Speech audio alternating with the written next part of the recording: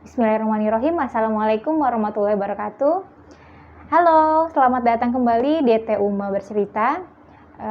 Sebelumnya aku mengucapkan terima kasih nih buat teman-teman yang sudah nonton video perdana aku ya kemarin dan sudah mendukung aku dengan melakukan like, subscribe dan juga men-share video ini sehingga teman-teman bisa ikut menyebarkannya dan membuat teman-teman yang lain juga ikut nonton. Nah, setelah kemarin teman-teman nonton nih episode pertama, gimana nih tanggapannya teman-teman? Apakah baru denger nih ya soal ada kejadian Namrud yang juga melakukan pembantaian terhadap anak-anak laki-laki?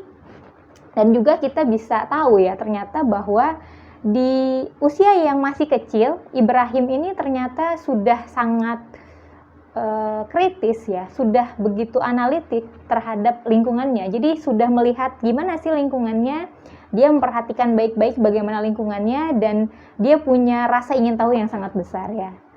Nah, itu sedikit kita melihat bagaimana Ibrahim kecil tumbuh dan kemudian kita juga tahu bagaimana beliau akhirnya mempertanyakan keyakinan ayahnya dan juga keyakinan masyarakat sekitarnya. Terus gimana ya kelanjutannya? Kita akan cerita kali ini mengenai hal tersebut ya.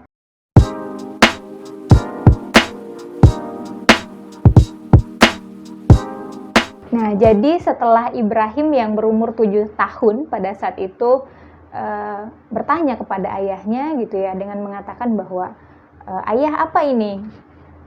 Lalu ayahnya menjawab, ya ini adalah berhala, patung yang aku pahat, ini adalah yang kita sembah, seperti itu. Kemudian dia bertanya lagi, bukankah dia tidak bisa mendengar? Bukankah dia tidak bisa melihat? Gitu.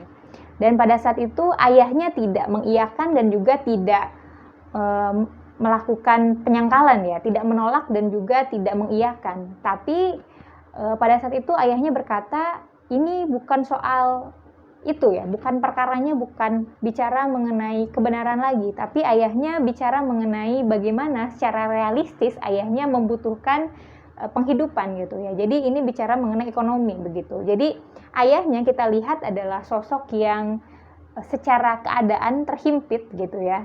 Dan dia sudah tidak mau tahu lagi mengenai kebenaran yang disampaikan oleh anaknya, walaupun dalam hati kecilnya ayahnya tahu bahwa yang dia lakukan adalah suatu hal yang salah, satu hal yang sesat seperti itu. Nah, maka Ibrahim yang berumur 7 tahun ini kemudian dengan argumentasinya tadi bertanya juga kepada masyarakat yang ada pada saat itu dan dengan pertanyaan yang sama, apakah berhala-berhala ini dapat melihat? Apakah berhala-berhala ini dapat mendengar?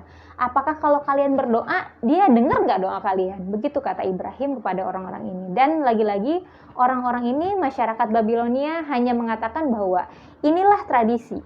Inilah sesuatu yang sudah diturunkan kepada kami, turun-temurun dari nenek moyang kami. Jadi betul-betul pada saat itu tidak ada jawaban yang jelas bagi Ibrahim. Jadi ketika dia bertanya, tidak ada orang yang bisa memuaskan pertanyaannya gitu, tidak ada yang bisa memuaskan rasa ingin tahunya, sampai kemudian pada saat itu Ibrahim yang berumur 7 tahun ya melakukan pencarian karena sekelilingnya tidak ada yang bisa menjawab, maka dia sering menyepi melihat bagaimana alam semesta ini, melihat bagaimana lingkungannya ya, melihat bagaimana dunia secara lebih besar ya, dia melihat alam semesta, melihat bintang, melihat bulan gitu.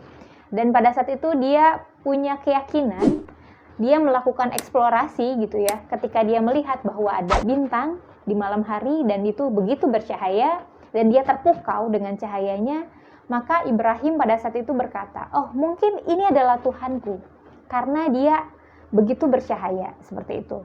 Namun ketika dia melihat bahwa bintang-bintang ini pudar ketika ada bulan, nah Ibrahim kemudian berkata, aku tidak akan beriman kepada sesuatu yang itu pudar, sesuatu yang itu hilang.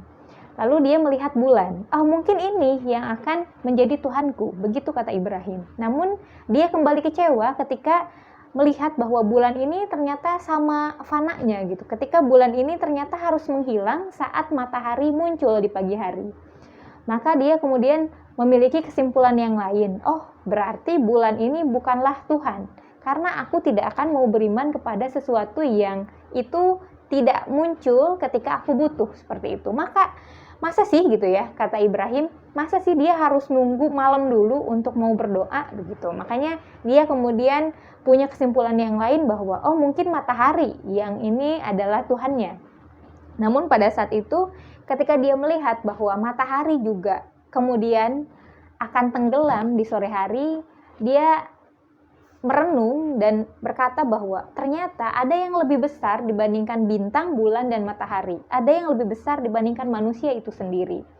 Dan pada saat itu dia betul-betul yakin bahwa ada satu pencipta, ada satu zat yang itu lebih besar dari segalanya, yang itu menciptakan semuanya dan menciptakan awal mulanya, seperti itu. Jadi kita bayangkan anak 7 tahun terus-menerus berpikir gitu ya, sehingga dia pada kesimpulan yang final, yaitu bahwa dia meyakini ada sesuatu yang lebih besar dari segalanya yang dia pernah lihat.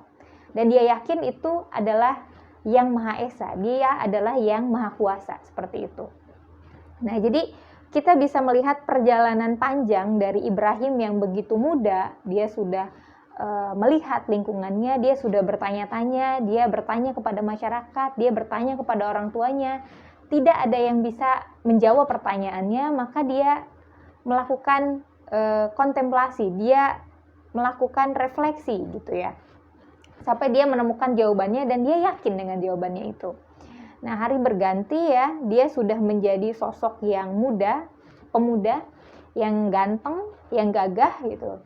Dan dia masih membantu orang tuanya, masih membantu ayahnya untuk menjual belikan si patung-patungnya itu gitu ya. Dan setiap kali ayahnya meminta dia untuk menjual patung ini ke pasar, dia selalu mengatakan di pasar itu menjajakannya dengan hal yang lucu ya menurut saya. Karena dia berkata seperti ini, kalian belilah patung-patung yang sudah kami pahat dengan begitu cantik, katanya gitu ya. Patung-patung ini yang tidak bisa menolong kalian, patung-patung ini yang tidak bisa mendengar kalian, patung-patung ini yang buta terhadap kalian, patung-patung ini yang tidak bisa menolong diri mereka sendiri gitu. Jadi cara dia menjajakan jualannya memang apa ya, kayak nggak niat gitu ya, kayak nggak niat jualan gitu. Dan ini menjadi buah bibir gitu ya, menjadi perbincangan orang-orang gitu, sehingga semua orang tahu kalau ada orang yang nggak suka dengan berhala, kalau ada orang yang nggak suka dengan patung, itu pasti Ibrahim begitu.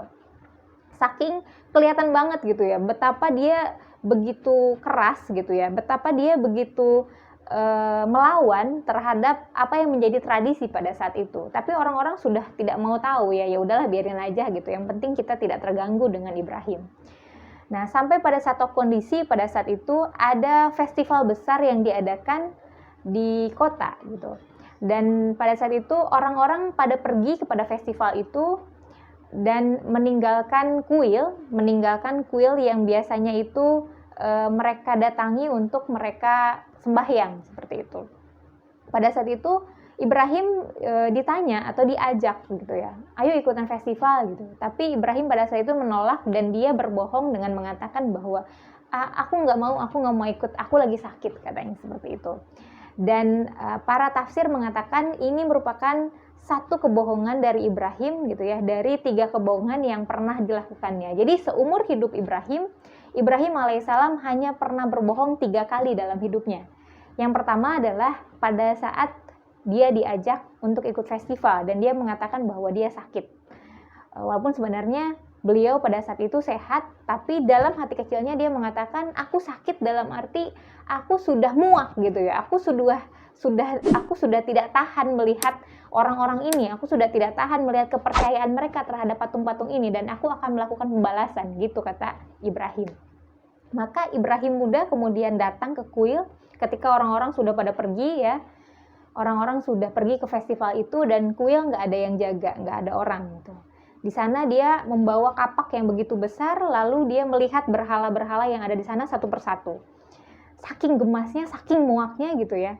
Maka Ibrahim kemudian mulai meruntuhkan berhala-berhala itu satu persatu gitu. Kita bayangin gitu, gimana Ibrahim yang begitu muda itu kemudian membawa kapak lalu menghancurkan berhala itu satu persatu. Saking muaknya dia terhadap keadaan pada saat itu, dan kemudian dia menyisakan satu berhala yang sangat besar, yang paling besar yang ada di kuil. Kemudian meletakkan kapaknya itu di tangan si berhala itu gitu ya. Lalu dia pergi dari kuil itu sambil tersenyum gitu ya. Ini adalah satu tipu muslihat, ini adalah satu taktik yang sudah dia rencanakan begitu lama karena dia sudah sangat muak terhadap kondisi masyarakat pada saat itu. Nah, jadi ini satu karakteristik dari yang namanya pemuda ya gitu. Pemuda itu harus punya kegelisahan terhadap lingkungannya dan harus punya action seperti itu. Dan ini tergambar pada Ibrahim pada saat itu ya. Nah, maka apa yang terjadi ketika orang-orang masyarakat Babilonia kembali dari festival, lalu kemudian ada yang masuk ke kuil itu untuk melakukan sembahyang, untuk melakukan peribadatan mereka terkejut gitu ketika melihat bahwa berhala-berhalanya sudah pada hancur gitu.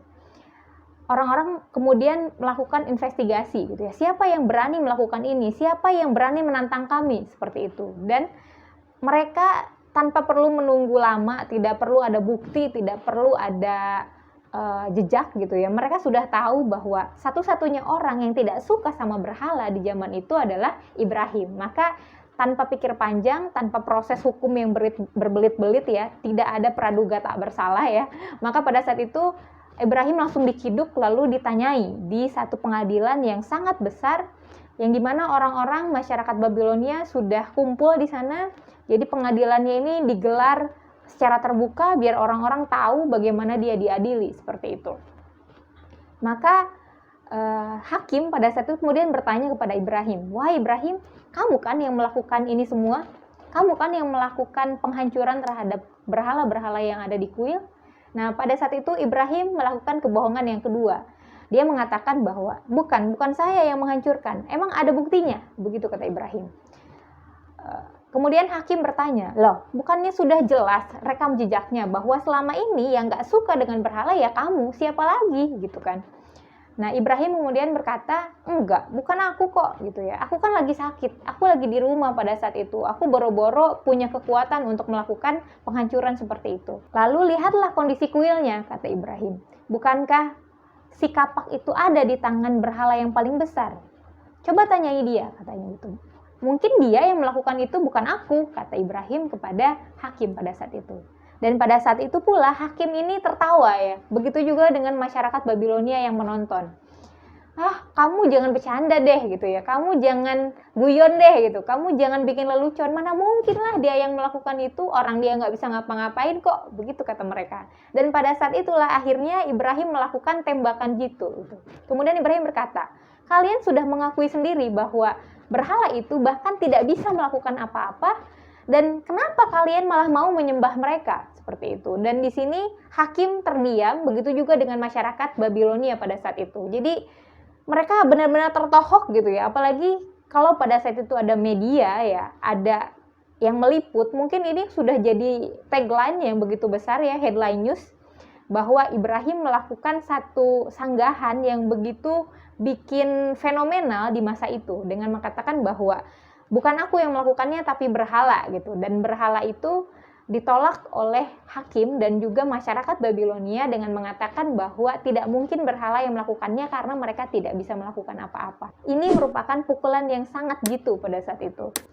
Dan karena sudah kadung malu ya, ini tradisi yang sudah sangat lama ada di Babilonia dan tidak mungkin mengaku kalah begitu saja. Orang-orang ini adalah orang-orang yang penuh dengan gengsi, penuh dengan harga diri, dan tidak mungkin takluk kepada seorang pemuda yang masih bau kencur. Maka akhirnya untuk mempermalukan Ibrahim dan untuk membuat adanya, kalau memang ada orang-orang yang tergerak gitu ya, pemerintah pada saat itu mencoba untuk membuat gerakan masif gitu ya, yang takutnya masif gitu ya, gerakan yang terpercik dari perilaku Ibrahim ini. Maka pemerintah melakukan satu eksekusi besar terhadap Ibrahim. Apa eksekusi besarnya?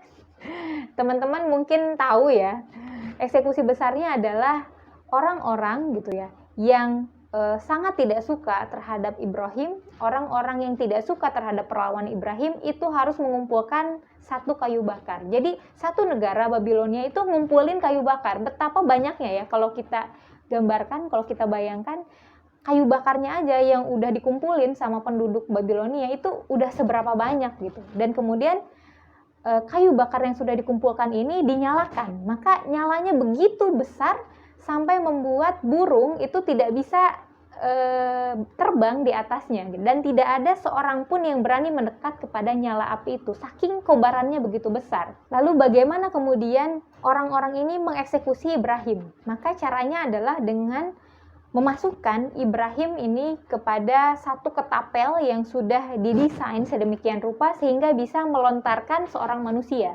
Gitu. Karena tidak ada satu manusia pun yang bisa mendekat ke api itu, makanya harus dilemparkan gitu ya Ibrahim itu ke tengah-tengah api. Nah, pada saat itu Ibrahim kemudian dimasukkan ke dalam ketapel itu, kemudian tangan dan kakinya diikat dengan tali, kemudian dia juga dirantai gitu ya kakinya agar dia tidak bisa kemana-mana.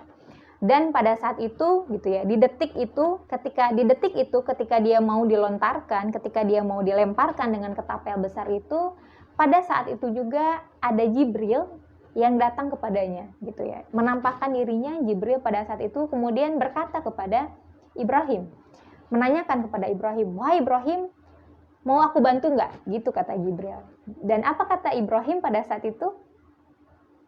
Dia menjawab dengan jawaban yang sangat-sangat tidak bisa kita duga. Jawaban yang begitu indah dan mengajarkan makna yang luar biasa kepada kita. Apa jawaban Ibrahim? Ya, jadi tadi kita sudah dengar bagaimana Ibrahim didatangi oleh Jibril, yang kemudian Jibril bertanya ya, mau dibantu nggak? Nah, kira-kira jawabannya apa ya teman-teman? Penasaran nggak sih? Nah, coba teman-teman yang tahu bisa langsung komentar aja ya, bisa langsung tulis komentarnya di kolom komentar apa yang dijawab oleh Ibrahim. Dan teman-teman juga bisa melakukan satu riset ya. Boleh banget teman-teman cari ya, sebelum ada video selanjutnya dari aku, teman-teman boleh cari sendiri di berbagai literatur. Di Google juga ada, silahkan search dengan kata kunci yang sesuai ya. Dan aku harap gitu ya, dengan melihat video tadi, teman-teman jadi tertrigger, terstimulus untuk belajar ya. Karena pembelajaran paling bagus, pembelajaran paling ngena adalah ketika teman-teman mencari sendiri gitu. Dan setiap video aku itu akan mencantumkan sumber, yang artinya teman-teman akan bisa cek juga di sumber itu dan bisa baca juga atau bisa nonton juga, karena memang aku sumbernya itu pertama dari baca jurnal, yang kedua adalah dari YouTube juga gitu ya, dari video juga. Nah, aku sangat suka dengan Yakin Institute. Nah, teman-teman bisa lihat juga di situ bagaimana pada saat itu banyak banget ya video-video di sana yang itu menjelaskan juga mengenai bagaimana keutamaan dan betapa luar biasanya Ibrahim. Semoga teman-teman suka ya dengan cerita kali ini, penasaran juga, dan teman-teman bisa bantu aku dengan melakukan like, subscribe, dan juga share video ini ke teman-teman yang lain ya. Semoga menikmati, dan saatnya kita ngomongin sejarah seasik kita nonton film. Terima kasih. Wassalamualaikum warahmatullahi wabarakatuh. Dadah.